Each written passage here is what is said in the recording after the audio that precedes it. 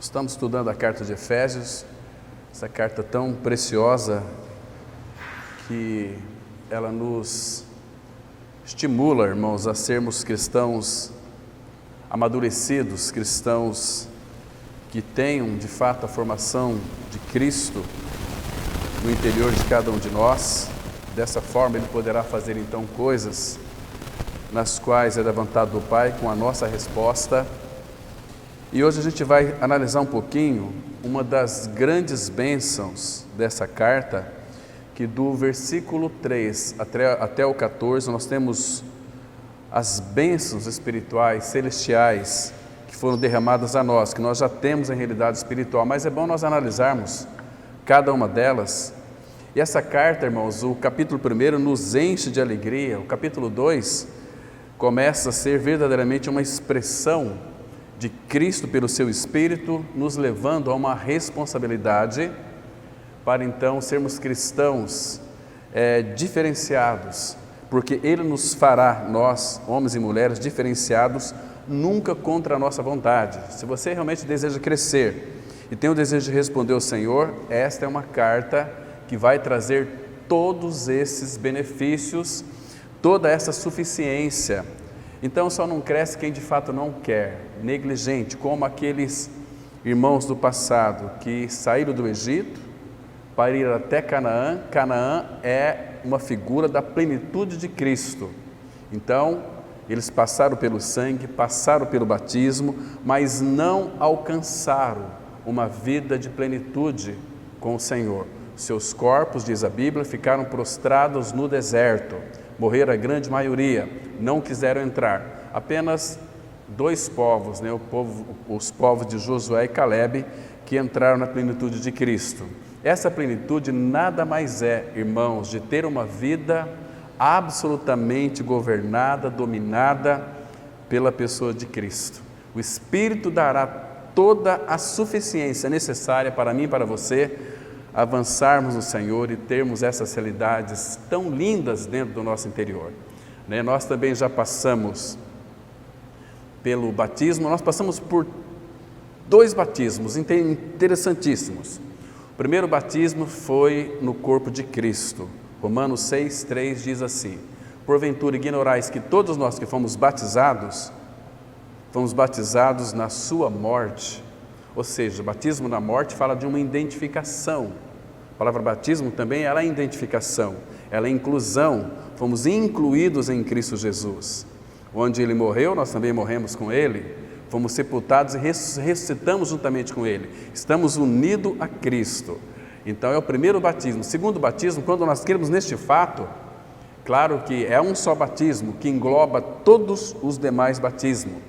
Quando cremos no Senhor, somos batizados com o Espírito Santo, como está escrito em Atos 11, versículo 17. Nós também recebemos o batismo quando cremos no Senhor Jesus. Então, nós já temos, irmãos, a Trindade morando dentro de nós. Agora o crescimento vai depender de sermos perseverantes em seguir o Senhor, de sermos diligentes ou não. Porque o Senhor, Ele disse assim, lá em Lucas 9, 23, quem quiser vir após mim, a si mesmo se negue, dia a dia tome a sua cruz. Viva uma vida de cruz, uma vida de morte, todos os dias.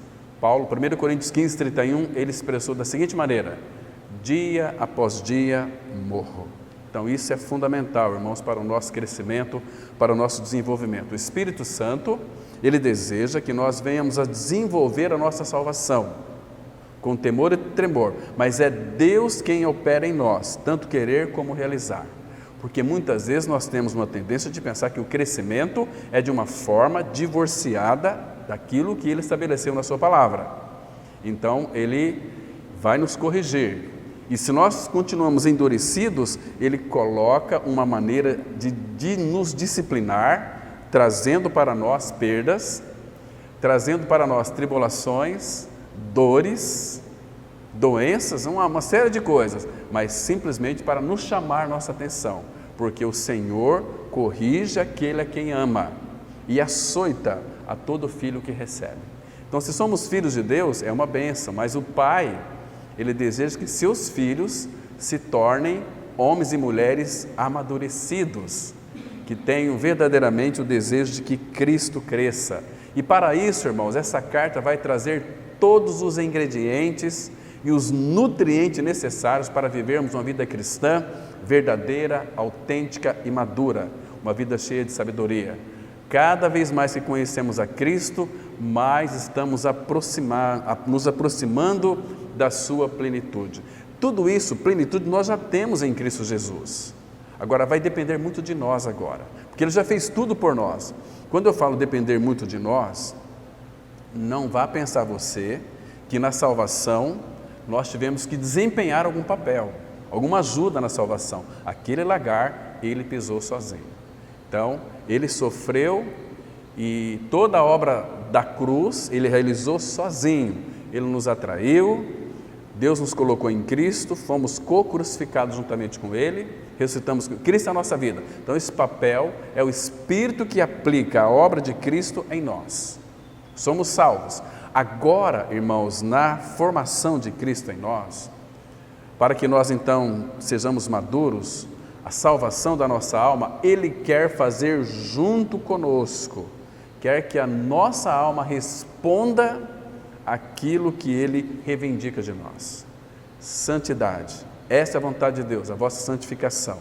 Então, quanto mais a cruz, o caminho da cruz opera em nós, mais nós vamos reconhecendo, a partir do momento dessa libertação das escórias que nós trazemos ainda, que Pedro fala que é para a gente despojar de tudo isso. Antes nós não conseguimos, mas agora em Cristo, com a ajuda do Espírito do Senhor, nós conseguimos despojar os nossos maus hábitos, as nossas maneiras estranhas de pensar. Nós não iremos fazer movimentos estranhos, porque nós gostamos muito de movimento, né? De fazer isso, fazer aquilo, vamos fazer uma... Não, isso aqui é muito lícito, louvável, mas quando é da direção do Senhor, não vamos ter problemas, não vai ter ciúmes, a igreja será edificada, pessoas serão atraídas para o Senhor Jesus, porque vão ver em nós uma simpatia e nós iremos cair na simpatia do povo, como vivia os regenerados no primeiro século, a igreja primitiva. Era uma bênção, irmãos. Então, essa carta é uma carta linda, uma carta preciosa, uma carta que, vou dizer assim, você tem que lê-la constantemente, pelo menos uma vez por semana essa carta. Eu leio essa carta aqui 3 vezes por dia. Por todos os dias, 3 vezes eu leio essa carta e outros livros, mas quanto mais eu leio essa carta, mais eu percebo que eu estou muito distante de uma realidade de plenitude, porque é uma carta tão linda, tão perfeita, mas por outro lado nós sabemos que o apóstolo Paulo viveu essa carta, por isso ele escreveu para nós. Então, assim como Deus foi com Paulo, Ele também será conosco. Como Ele foi com Moisés, Ele será conosco. Ele disse isso lá em Josué 1, versículo 5. Assim como fui com Moisés, eu serei contigo. Então nós temos Ele. O problema está em nós, irmãos.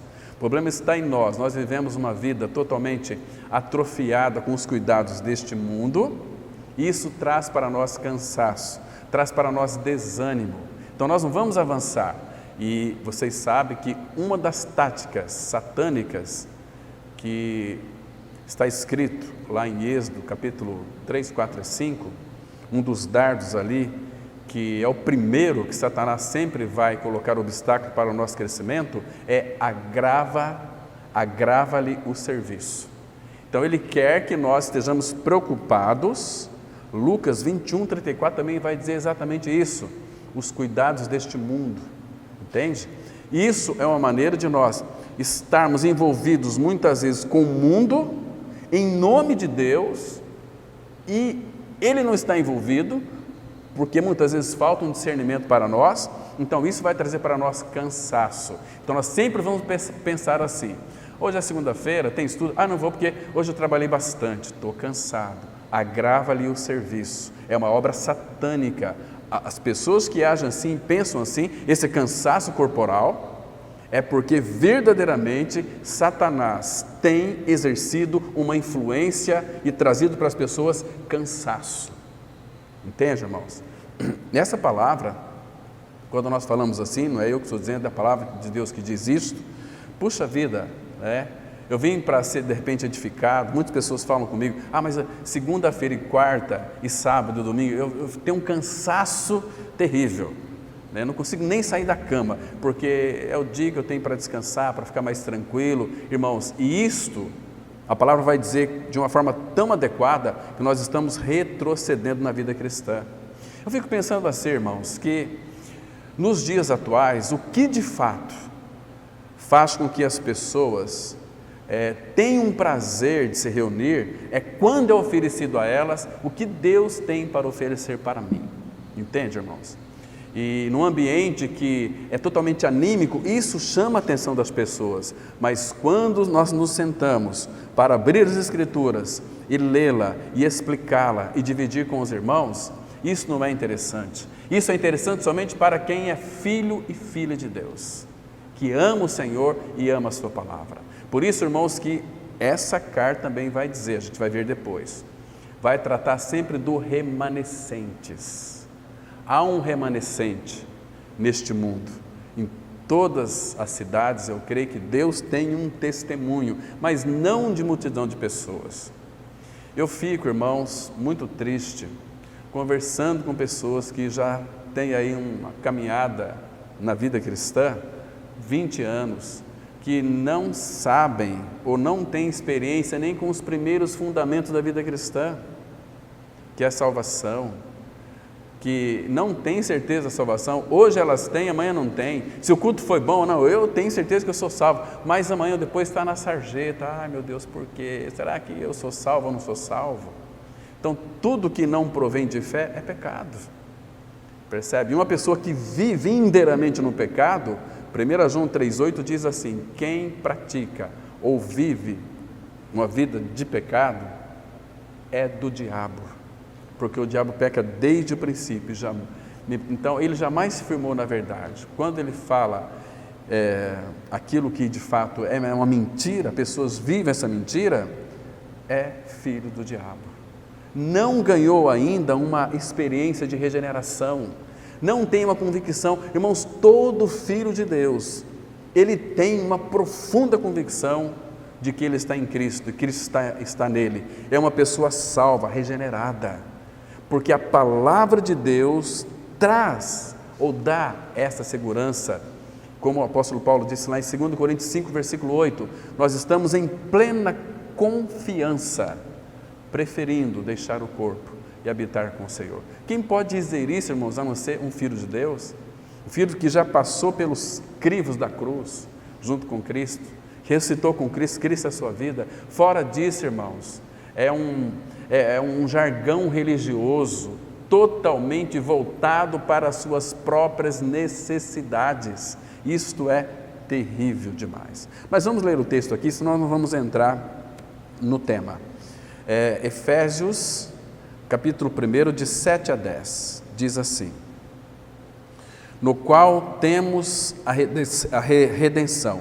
Vamos analisar um pouquinho essa palavra redenção hoje.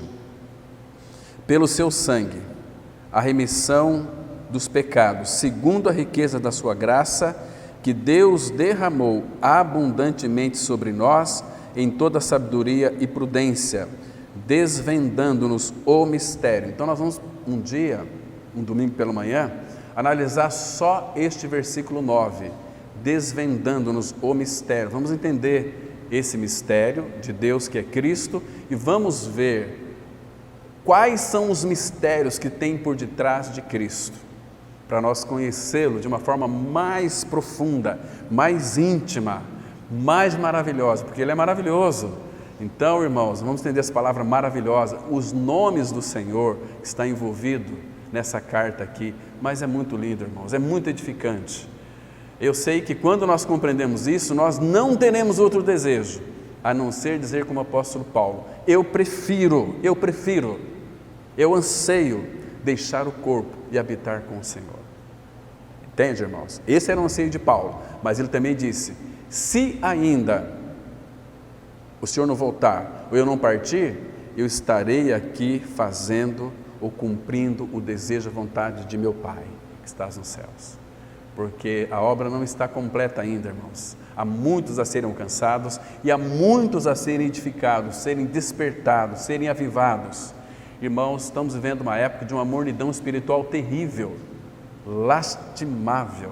Isso é uma das coisas que eu vejo que a pior maldição na igreja, nesses últimos dias, a igreja de Cristo, é a sua superficialidade. O povo não quer crescer, o povo não quer viver uma vida de profundidade com o Senhor, uma vida de união com Cristo, onde Ele está, o que Ele é, e o que Ele tem para passar para nós, não as coisas dEle, porque hoje em dia o que as pessoas querem, vamos lá, é uma bênção, o culto hoje foi uma bênção, que a palavra foi muito abençoada, porque talvez o pregador leu as suas promessas, dizendo que ele pode dar isso, pode dar aquilo, e as pessoas se encantam com as bênçãos de Deus, sendo que o contrário seria mais interessante. Eu quero o Deus das bênçãos, não as bênçãos dele. Se eu tenho os Deus das bênçãos, as bênçãos dele serão uma consequência daquilo que ele é para mim. Então que o nosso desejo, irmãos, não seja as coisas dele, porque, irmãos, se você ler 1 Coríntios capítulo 7 com bastante cuidado, você vai descobrir muita coisa ali, que você não é do seu marido, nem seu marido é seu, nem as coisas do mundo é sua, nós vamos usar como se fosse, como por um dia. A nossa esposa, o nosso marido é para nós apenas um dia, que é dado para nós. Não se apegue com mão forte, segurando ali com a mão forte, não é da vontade do Pai, irmãos, porque este mundo, nós não somos deste mundo. Paulo descreve este mundo. Para nós cristãos que caminhamos nessa estrada, somos peregrinos e forasteiros. Nós não somos daqui. E Efésios 3:20 fala que a nossa pátria está nos céus. Presta atenção, a nossa cidadania, a nossa cidade, a nossa morada, o nosso país está nos céus, de onde também aguardamos o Senhor Jesus Cristo. Nós aguardamos a Ele, estamos aqui, mas nós queremos voltar para lá, então estamos num trabalho. Vocês se lembram? Muitas vezes os Estados Unidos mandam a embaixada através da marinha para um determinado país, o exército, mas eles estão lá, ficam lá 2, 3, 4, 5, 6 meses, mas eles não vejam a hora de voltar, e quando voltam, que alegria que é, lembra? Abraça a mãe, de repente ele saiu, o marido saiu, deixou a esposa grávida, quando volta o filho nasceu, está no colo. Imagina a mãe voltando, aliás, o pai voltando e vendo o seu filho ali, nos braços da mãe, que alegria que é. Agora imagina o Senhor voltando, irmãos, para nos buscar, para encontrar conosco. Que dia glorioso vai ser esse? Os teus olhos vão ver isso, irmãos, os nossos olhos vamos ver Ele voltando. Você não percebe, irmãos, que olha ao teu derredor como as coisas estão se cumprindo, irmãos? Que coisa linda, maravilhosa. É triste, mas Ele é quem governa. Ele disse que seria dessa forma e assim está sucedendo.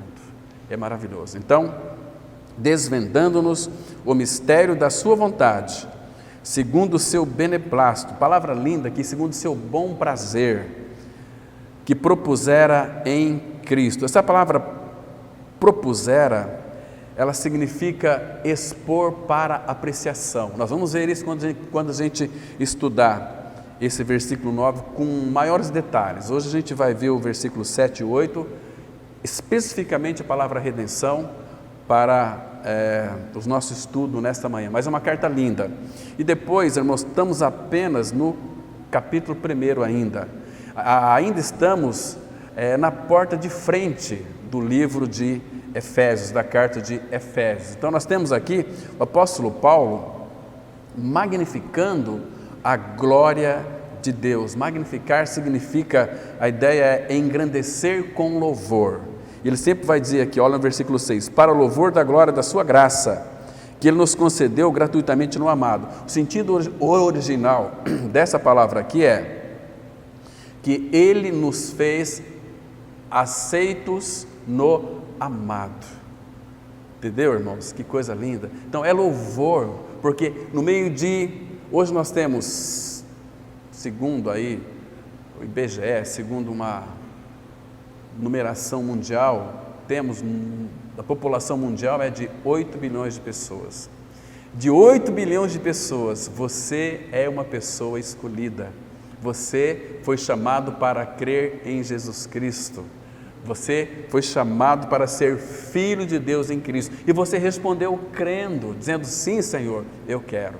Agora o Pai deseja para os seus filhos um crescimento à maturidade espiritual, para que Cristo seja formado verdadeiramente em nós. Então isso é maravilhoso demais. Então, começando no versículo 3, nós temos aqui tantas bênçãos. Até o versículo 14, Paulo está envolvido aqui numa coisa chamada adoração. Adoração, porque se você ler esses versículos e não se prostrar diante do Senhor, irmãos, há uma frieza espiritual no seu interior. Porque são tantas bênçãos que nós temos em apenas um capítulo. Aliás, em alguns versículos do 3 até o versículo 14, isso é lindo demais, irmãos. Então ele começa a louvar a Deus por tudo que Ele fez para nos salvar e nos abençoar em Cristo Jesus. Olha aqui, acompanhe comigo o versículo 12, que diz assim: futuramente nós vamos ver com maiores detalhes, a fim de sermos para louvor da sua glória, nós, o que de antemão esperamos em Cristo. Agora, observa aqui, Paulo ele já teve essa convicção, ele disse assim: aquele que me separou e me chamou antes de eu nascer, aprove ao Deus revelar o seu Filho em mim, para que eu pregasse. Então, talvez você fizesse essa pergunta assim: para que Deus me chamou? Para que eu pregasse o seu Filho, para que eu anunciasse o seu Filho.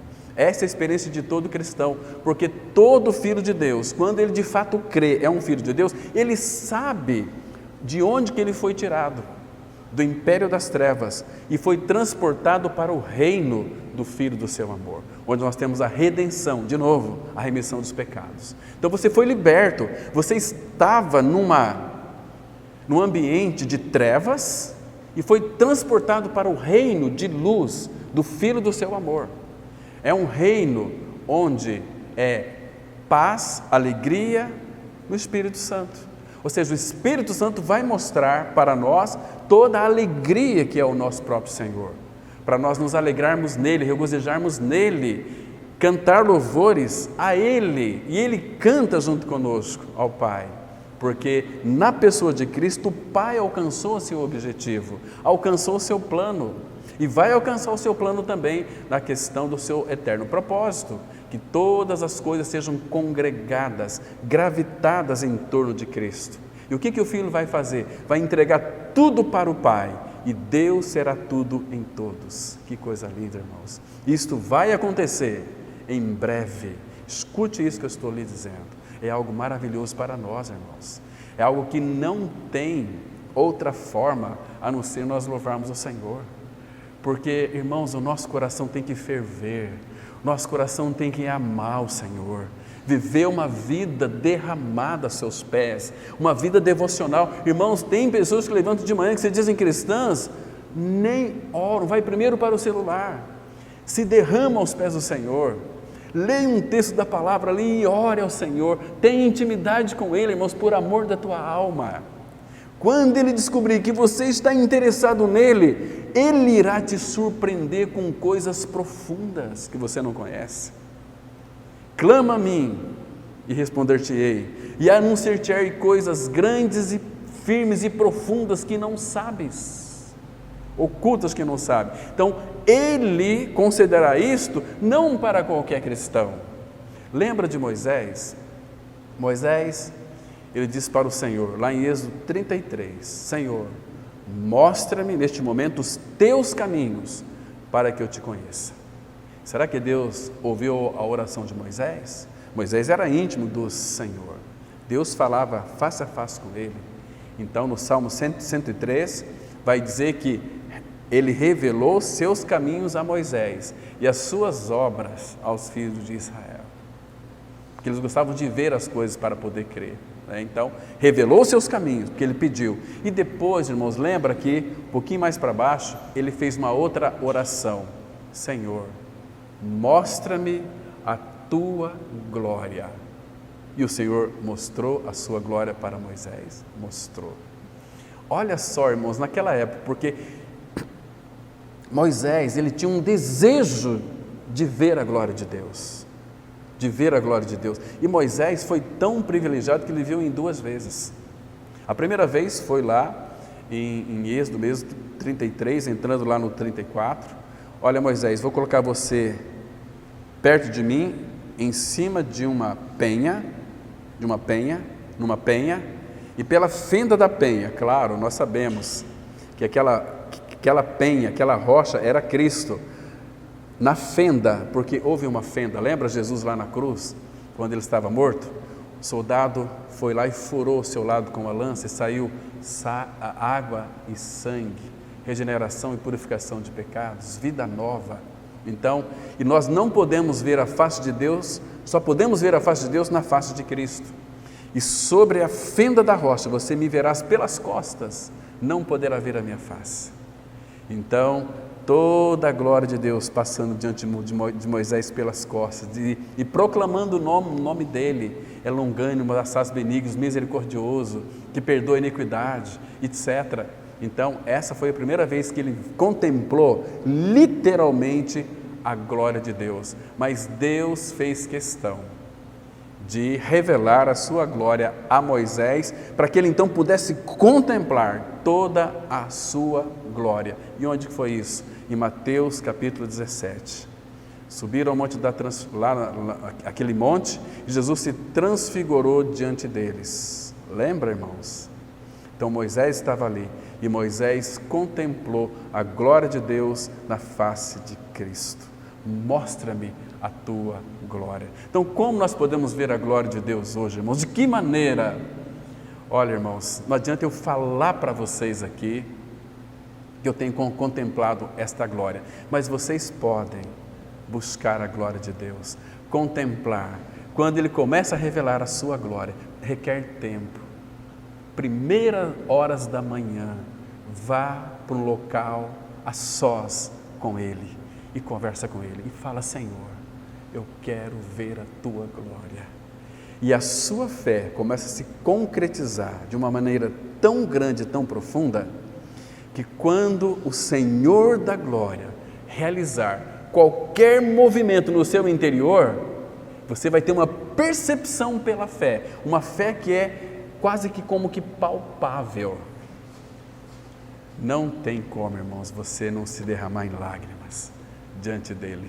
Você sabe que a glória de Deus está se manifestando na sua vida, naquele momento, não para todos verem, porque a vida com o Senhor, Oséias 14, versículo 5, é uma vida de profundidade com Ele. Isso que Ele quer de nós, irmãos. Nós vamos ter uma segurança tal, nós vamos ter, irmãos, uma alegria indizível. Eu não consigo descrever a alegria que muitas vezes eu tenho com o Senhor nas primeiras horas da manhã. Não dá para a gente poder falar desta alegria, é indizível. O que você sentiu? Eu não sei, é uma coisa que não dá para explicar. É o Senhor, eu tenho certeza que é, porque parece que as cordas do nosso coração faz tom. Você não quer que acabe nunca aquele momento, sabia? Muito gostoso, irmãos. E é dali, irmãos, que vem todas as revelações na palavra. É ali que vamos saber, vamos ter o mistério da sua vontade desvendado para cada um de nós. Nós perdemos muito tempo com muitas coisas. Olha que versículo triste que eu vou citar para vocês aqui agora. Abra aqui em Lucas, capítulo 21, versículo 34. Irmãos, lamentavelmente, isso tem acontecido no meio do povo de Deus, infelizmente. Claro que Jesus aqui está nos exortando a uma vida de vigilância, né?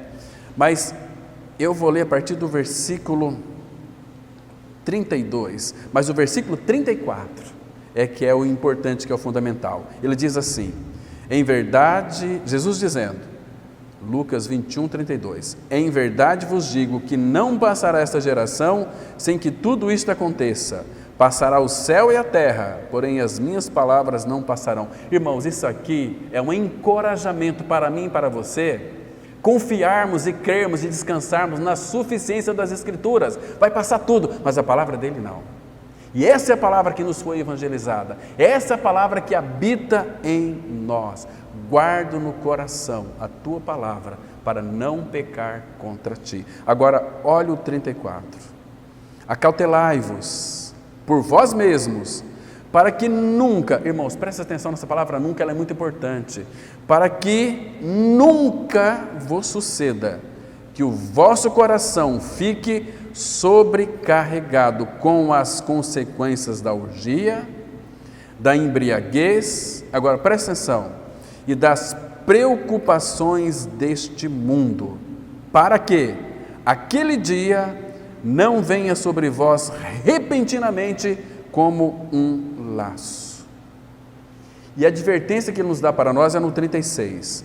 Vigiai, pois, a todo tempo, orando para que possais escapar de todas estas coisas que têm de suceder e estar em pé na presença do Filho de Deus. Deixa eu colocar isso em termos práticos aqui para os irmãos. Vamos imaginar, irmãos, se o Senhor voltasse hoje, nós que confessamos que somos filhos de Deus, que temos a vida de Cristo, irmãos, responda isso sinceramente diante do Senhor, do jeito que você está aqui nessa oportunidade, como é que você se apresentaria diante dele? Você está preparado para encontrar com o teu Deus, teu Pai? Você está preparado, irmão? Preste atenção, que Deus é um Deus sério, tem uma palavra séria. Porque senão Jesus não falaria aqui, olha, vigiai pois a todo tempo, orando para que possais escapar de todas essas coisas, preocupações do mundo, orgia, embriaguez, etc. Mas as preocupações do mundo são o que mais os cristãos têm se preocupado.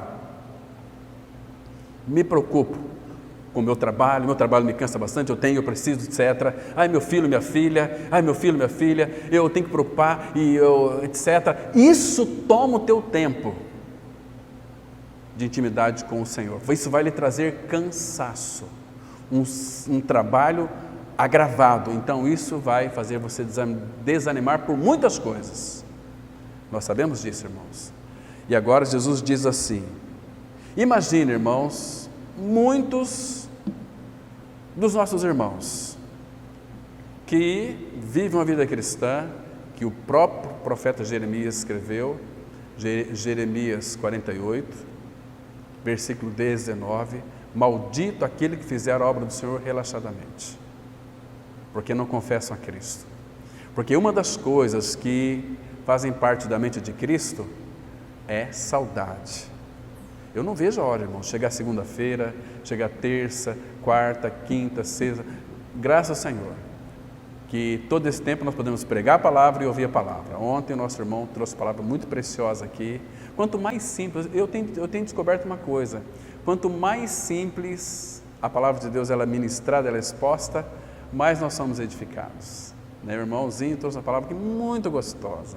Pena que ele tem uma mania de acabar cedo os estudos, mas a gente compreende, não dá para a gente absorver tudo, mas eu ficaria ouvindo a noite inteira, entende, irmãos? E isso é precioso demais. Então, Jesus falando assim, ó, no 36, vigiai, pois, a todo tempo, considere cada palavra, irmãos, orando para que possais escapar de todas essas coisas que têm de suceder e estar em pé na presença do Filho de Deus, olhando para Ele, não sentindo nenhuma vergonha. Vocês estão me entendendo, irmãos? Hoje teremos a mesa do Senhor, um tempo muito bom para o povo de Deus. E eu sei, irmãos, que tem muitos que não fazem conta deste momento que é mais sublime. Imagina o Senhor colocando para nós uma mesa neste mundo, uma mesa neste deserto. Hoje eu não vou porque chegou gente em casa. Hoje eu não vou participar da mesa porque tem isso para fazer, tem aquilo para fazer, eu tenho, etc. Não estou com dor de cabeça, não estou legal. A hora que você tem que vir é esse momento aqui. Essa dor de cabeça muitas vezes é uma opressão demoníaca, maligna, para você não vir. Isso vai esfriando consistentemente a sua vida. Aí você não vai considerar a redenção que foi feita em seu favor. Tanto faz, tanto fez. Entende, irmãos? Vamos falar um dia também aqui pela manhã sobre a trombeta, quando a trombeta soar, né? Se a volta de Cristo, se todos nós estamos preparados para o encontro, né? Tem muitos cristãos que creram, que morreram e ressuscitaram com Cristo e que ainda, irmãos, não estão preparados para a volta de Cristo, para o retorno do Senhor. Vive vida de promiscuidade, vive vida separada do Senhor. Tanto faz como tanto fez. O que importa é os prazeres da minha carne. Isso aqui é válido. Entende, irmãos? E é algo que Deus muitas vezes abomina. Então, quantas vezes, irmãos, pessoas veem falar para mim o seguinte: então, irmão, eu não pude reunir com os irmãos lá porque eu tive que cortar a grama lá da minha casa. Meu Deus do céu. Eu acho que isso aqui é até uma coisa assim, estúpida para a gente ouvir, né? Como que um irmão que se diz cristão falar isso para mim, se justificando, porque isso, ou seja, sabe qual que é a ideia aqui? É que aquilo era mais importante do que Cristo. Irmãos, essas coisas são todas elas secundárias. Temos que deixar para trás. Se nós não colocarmos Cristo como centro da nossa vida, para que Ele ocupe a primazia, nós temos que avaliar a salvação. Misericórdia. Então, queridos, nós estávamos lá em Efésios, né, capítulo 12, Efésios 1, verso 12. Eu não concluí aquele versículo, e ele diz assim, Efésios 1, 12: a fim de sermos para louvor da sua glória, nós os que de antemão esperamos em Cristo. Aí Paulo fala no versículo 13, em quem também vós, aqui falta uma palavrinha aqui no original, em quem vós também estáis. Algumas Bíblias têm essa palavra estáis, em quem também vós estáis, depois, nós só podemos estar em Cristo depois que vamos lá na frente e aceitamos Jesus? Não, não é isso, irmãos. Eu sei que tem muita gente que defende a questão de aceitar Jesus, isso não é bíblico, essa é uma crença falsa, né? E tem pessoas que defendem, tem textos bíblicos que sustentam esta inverdade, pegam textos fora de contexto para usar pretexto para afiançar aquilo que eles creiam, entende, irmãos? Mas você nunca vai encontrar. Se fosse assim, aquele versículo que é muito lindo, João 3,16, Deus amou o mundo de tal maneira que deu seu Filho unigênito, para que todo que nele crê não pereça, mas tenha vida eterna. Normalmente os que não creram em Jesus como deveria crer, então eles aceitam, que fica bem mais fácil. Ou como, em outras palavras, se a salvação custasse R$5, todos seriam salvos. Paguei minha salvação, pronto, vou viver a minha vida agora. Mas não é isso, o cristianismo não é isso, irmãos. Cristo que pagou o preço.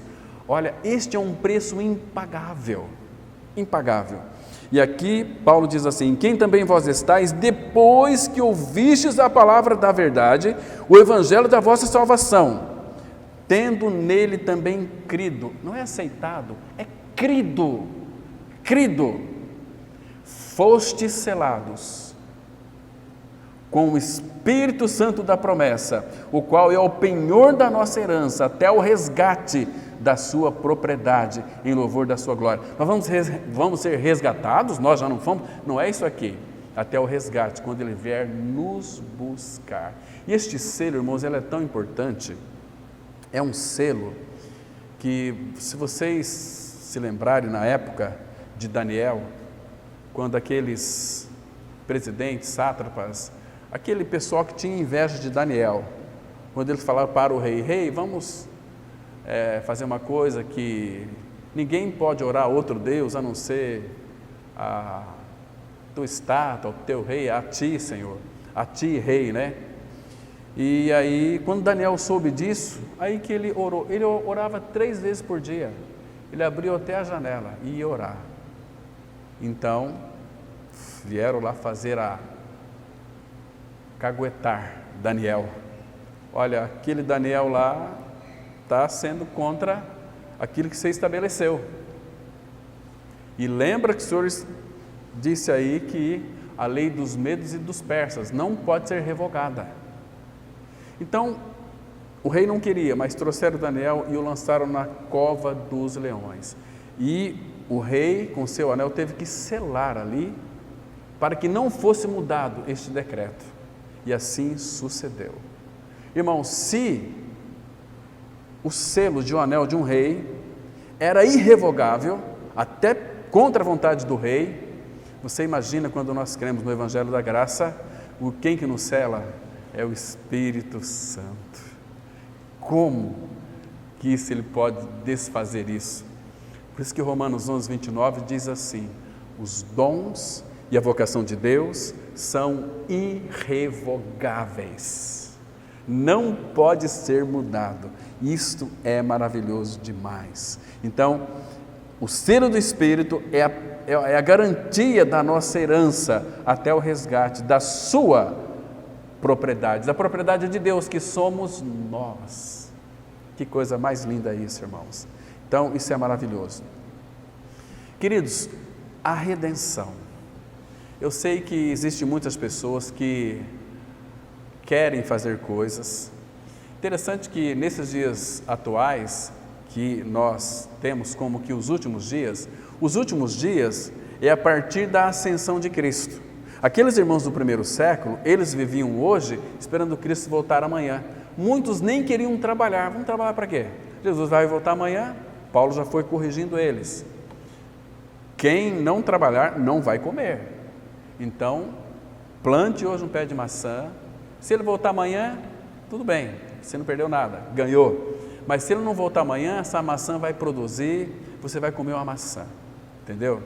Então temos as nossas responsabilidades, mas o nosso foco é o Senhor Jesus, é Cristo, olhando para Ele. Estamos aqui cuidando dos negócios dEle. Irmãos, nós temos cuidado dos negócios do nosso Pai Celestial. Quais são os negócios do Pai? Vidas. Agora, em que sentido eu e você nós estamos cuidando das vidas, irmãos? Em que sentido nós estamos tirando as pessoas do inferno e trazendo para a glória? Nós não temos, irmãos, de fato, sido missionários. A igreja que ela não é missionária, ela vive dentro da caixinha de fósforo. E ali, reúne aqui, não sai dali. Eu tenho vontade de pregar não sei para quem, mas preciso de uma oportunidade. Vai lá e prega. Olha, vou aí tomar um café com você, tomar um tereré com você. Olha, eu quero falar de você de um assunto. Talvez seja a última vez que aquela pessoa vai ser seu amigo e amiga. Mas olha, Jesus morreu numa cruz, ressuscitou e incluiu você. E se você não crê neste fato, você vai para o inferno. Está dado o recado. E vamos orar? Posso orar? Não, então tchau. Posso orar? Então ora para que Deus revele essa palavra. E deixa o Espírito fazer a obra. Mas nós não pregamos, irmãos. Nós cremos de fato. Nós fomos redimidos, fomos resgatados. Onde nós estamos. Então, queridos, a redenção da nossa alma não tem neste mundo, debaixo deste céu, não tem como qualquer ser humano pagar a dívida. Vamos dar um pulinho lá no Salmo 49, versículos 7 e 8. Salmos 49, versos 7 e 8. A palavra diz assim. Salmo muito interessante, aqui tem 2 versículos, todos eles são a palavra de Deus, mas o versículo 7 e 8 diz assim: ao irmão, verdadeiramente ninguém o pode remir, nem pagar por ele a Deus o seu resgate. Você está vendo aqui? Que coisa séria na palavra.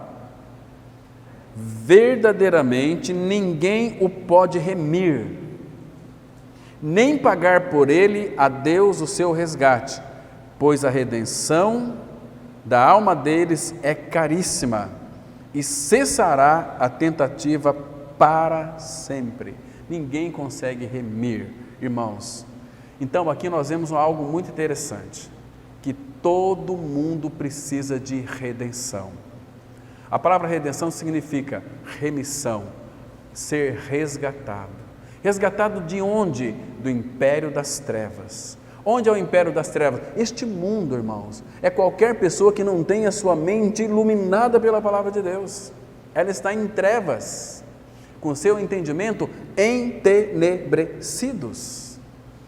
Irmãos, nós ouvimos a palavra de Deus parece que não há uma avidez no nosso coração, parece que é apenas um discurso a mais. Queridos, toda pessoa nascida neste mundo, desde a queda de Adão, ela é uma pessoa escrava. Eu sei que tem muita gente que defende o livre-arbítrio, mas nós temos livre-arbítrio, tem coisa nenhuma. Quem tinha livre-arbítrio, escute bem isso aqui, era Adão e Eva, quando Deus disse para eles: de todas as árvores do jardim comerás livremente, vocês podem escolher, mas da árvore do conhecimento do bem e do mal não comerás, porque no dia que dela comeres, certamente morrerás. E eles escolheram. Eva foi enganada, mas Adão comeu conscientemente. Deus disse que ele iria morrer e morreu. Então, a partir da desobediência de Adão, todos nós nascemos filhos da desobediência. Você acha que um escravo, ele tem vontade própria? Jesus disse em João 8,34, quem comete pecado é escravo do pecado, só faz pecar. Então, um escravo, ele tem liberdade? Não tem liberdade, irmãos. Ele acha que tem, ele pensa que tem, mas não tem. Hoje eu sou livre, eu tenho livre arbítrio, eu faço o que eu quero. Os filhos de Deus não fazem o que eles querem. O Filho de Deus faz aquilo que o Espírito determina. E muitas vezes, por causa da nossa cabeça dura, temos coisas que nós vamos realizar e fazer, nós sabemos que é errado, porque o Espírito comunica isso em nosso coração. E a gente faz e temos as consequências. Estão me compreendendo, irmãos? E o ímpio, ele faz, mas não é ele quem faz. Ele está preso nos laços do diabo, para realizar a vontade do diabo, e não a vontade de Deus, que é a parte B de 2 Timóteo 2, versículo 26. Entendeu? Então, o diabo é como que se os ímpios, eles são umas marionetes na mão do diabo. O diabo quer fazer isso, leva eles para fazer aquilo. Entende, irmãos? Eu fiquei sabendo, estava fazendo uma pesquisa semana passada, que me veio à mente, daqueles jovens que morreram lá na Boate Kiss, lembra? Queridos, tinha muitos crentes ali, irmãos, tinha muitos jovens crentes que morreram. O que eles estavam fazendo ali, irmãos? Será que Deus não trouxe uma disciplina para eles? Será, irmãos? Será que aquele local era um local de um cristão estar? Eu penso que não. Mas será que de fato eles eram cristãos verdadeiros? Ou era só, tinha um distintivo de nova criatura, mas não tinha nenhuma realidade?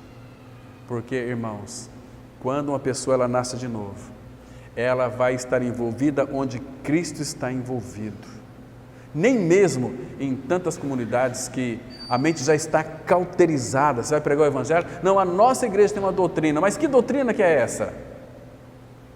Que ensinamento que é este aqui? Não, é uma doutrina diferente. Se é diferente, não é de Cristo, porque a palavra diferente já fala que não é, porque a doutrina está aqui, a Bíblia inteira fala de Cristo e a sua cruz. Estão me compreendendo, irmãos? Então devemos tomar muito cuidado. E aí nós temos livre arbítrio. Não tem. Uma pessoa só é livre em Cristo para ser escrava por amor a Cristo. Se, pois, o Filho vos libertar, verdadeiramente sereis livres. Livres para quê? Irmão, será que a gente não entende aquele versículo? 2 Coríntios 5, 14, 15. O amor de Cristo nos constrange. Um morreu por todos, logo todos morreram. E Ele morreu por todos para que os que vivem não vivam mais para si mesmos. Nós temos um rei que governa a nossa vida, mas Ele tem governado a sua vida, irmão? Ou é nós que governamos as nossas próprias vidas? Então isso é rebeldia, irmãos. Agora, ou você é um servo de Cristo, ou você serve o pecado. Nós não somos, irmãos, livres por nós mesmos. Nós somos livres em Cristo, livres para amá-lo, livres para servi-lo, mas Ele não força, é livre, é escravo para servir a Cristo por amor a Ele. Paulo fala, somos escravos do Senhor porque o amamos a Ele. Sou prisioneiro de Cristo, sou escravo de Cristo. Então o que Paulo fez? Pegou a liberdade dele e colocou aos pés do Senhor. Nós não sabemos o que fazer com a nossa liberdade, irmãos. A nossa vida tem que ser conduzida ou por Satanás ou por Cristo. Andai no Espírito, vivei no Espírito. Se vivemos no Espírito, andemos também no Espírito. Porque, lembra de Isaías 58, versículo 11? O Senhor te guiará continuamente. Nós temos uma direção para a nossa vida, que é o Espírito Santo. Ele sempre vai nos guiar a uma vida de profundidade, a uma vida de maturidade, a uma vida a Cristo, a nos envolver com Cristo. Por que a gente se envolve em tantas coisas que o Senhor não está envolvido, irmãos? Isso traz angústia, isso traz depressão, isso traz dor, isso traz perda. Nós temos que viver uma vida de celebrantes. Então, em Cristo, eu e você, nós somos livres. Livres sim, porque Ele nos redimiu, Ele nos comprou. Agora, nós somos livres. Livres, mas uma liberdade que foi verdadeiramente colocada aos pés do Senhor para sermos servos de Cristo. A palavra servos é escravo. Nós somos escravos por amor a Ele. Depois vocês leiam lá em Êxodo 21, de 1 até 8. Aqueles escravos, depois de 7 anos, ele recebia do seu patrão uma carta de alforria. Você está livre. Mas aquele escravo, ele falava assim, olha, puxa vida, eu tenho aqui minha carta de alforria, mas o Senhor me tratou tão bem, o Senhor foi tão amoroso comigo, e eu servi o Senhor durante 7 anos por causa da lei. Eu era um escravo teu, mas agora eu quero ser um escravo do Senhor por amor ao Senhor. Entende, irmãos? Esse é o sentido de ser escravos de Cristo, sermos servos de Cristo. A gente vê pessoas assim batendo no peito, né? Eu sirvo a Deus. Meu irmão, para com isso. A gente não vê, irmãos, isso na prática, servindo uns aos outros, com amor, com alegria, com disposição. Nós não vemos isso, irmãos. Temos que servir os irmãos.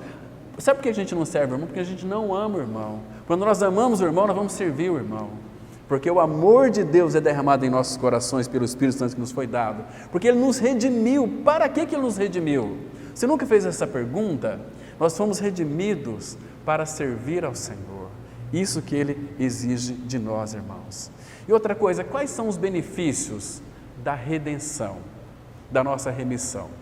Se você ler Apocalipse 5, versículo 9 e 10, primeira coisa é que você recebeu a vida eterna. É muito lindo isso. Você e eu que cremos no Senhor, que fomos alcançados pela redenção que há em Cristo Jesus, nós temos a vida eterna. Você e eu nunca mais iremos morrer eternamente. A morte física é uma morte assim. Onde está a morte, a tua vitória? Onde está a morte, o teu ferrão? Tragada foi a morte pela vitória, e graças a Deus que nos dá a vitória por intermédio de Cristo Jesus, nosso Senhor.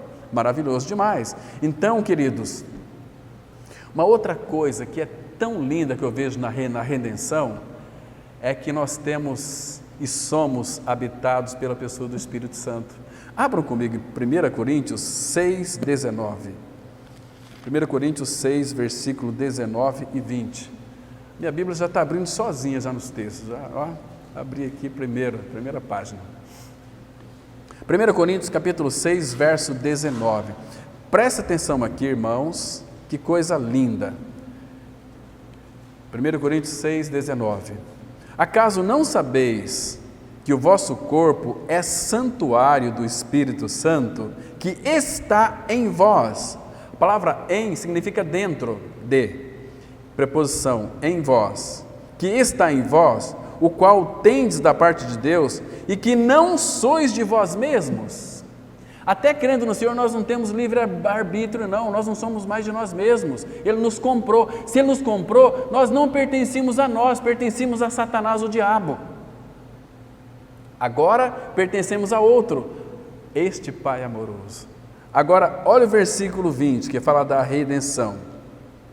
Porque fostes comprados. Por que o Espírito Santo habita em mim? A palavra o Espírito Santo habitando em nós, que eu dei uma ênfase aqui nele, o que significa ser habitado pelo Espírito Santo? Significa que o Senhor Jesus disse assim: Ele vai ouvir tudo de mim, de meu Pai, e vos há de anunciar. Ou em outras palavras, Ele vai trazer para mim e para você tudo aquilo que é divino, tudo aquilo que é celestial, habita na pessoa do Espírito.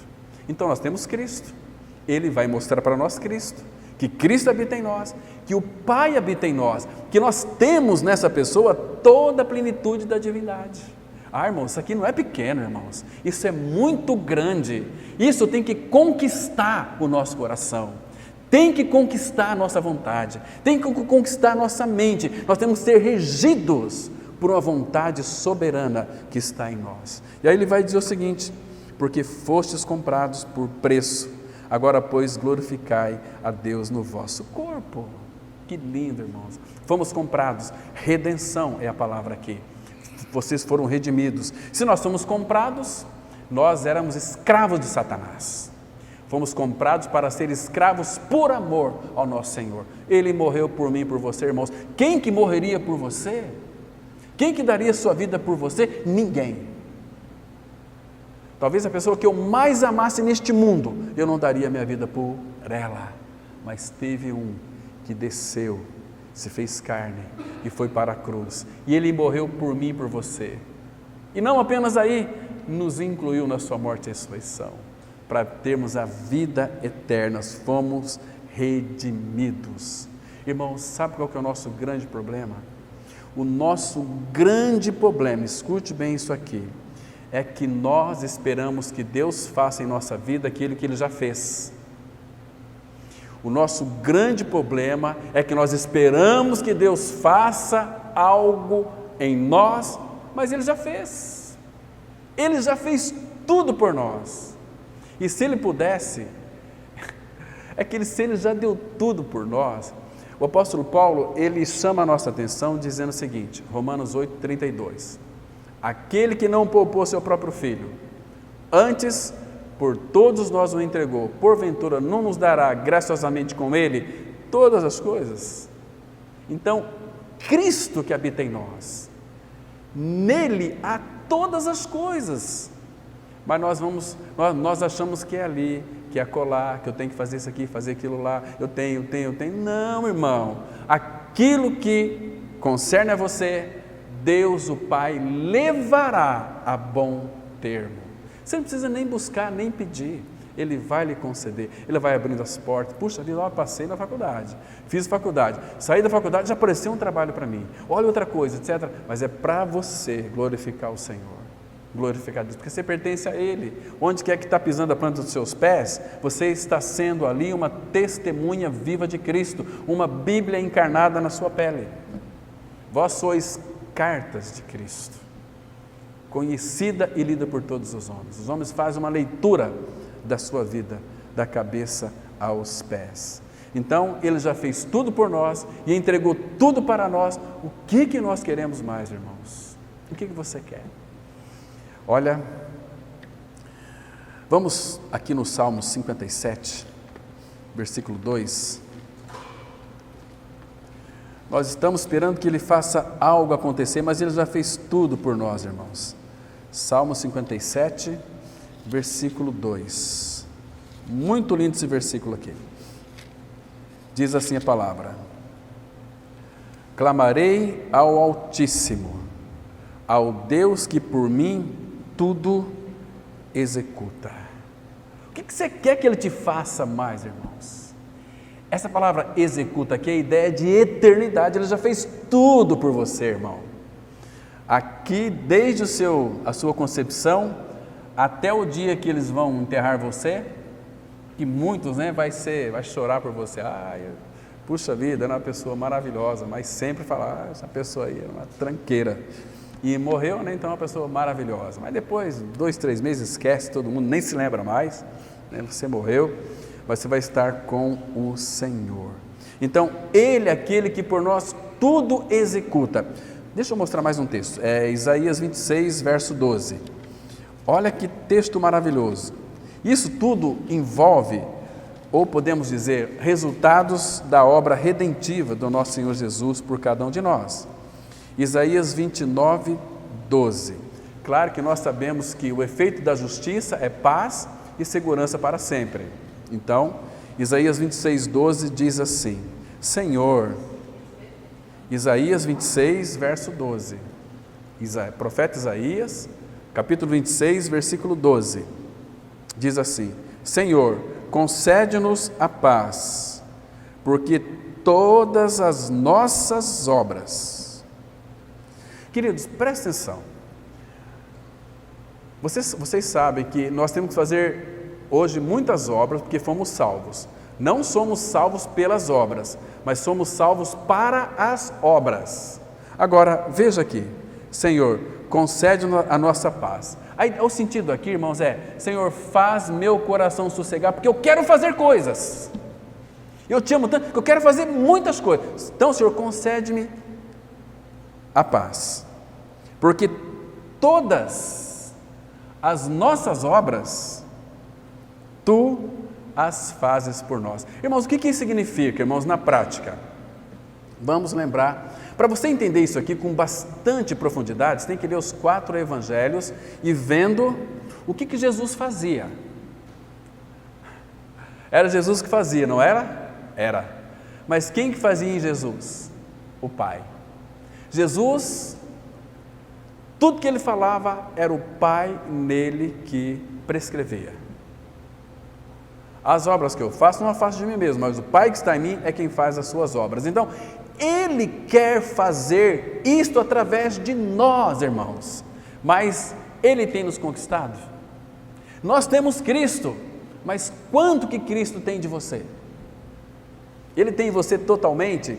Se Ele tem totalmente, então Ele fará tudo através de você. E por que não faz? Porque nós somos resistentes, nós temos muito de nós mesmos. A cruz precisa operar profundamente em nós, removendo essa nossa vontade mesquinha, vontade medíocre, vontade que nós só pensamos em nós mesmos.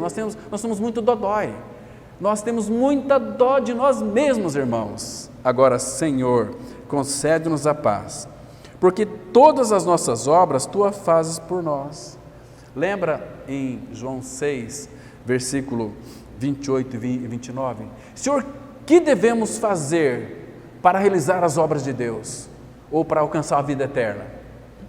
A obra de Deus é esta: que creais naquele que por Ele foi enviado. Creio em mim. Entende, irmãos? Esse aqui é o sentido maravilhoso que nós precisamos aprender a fazer.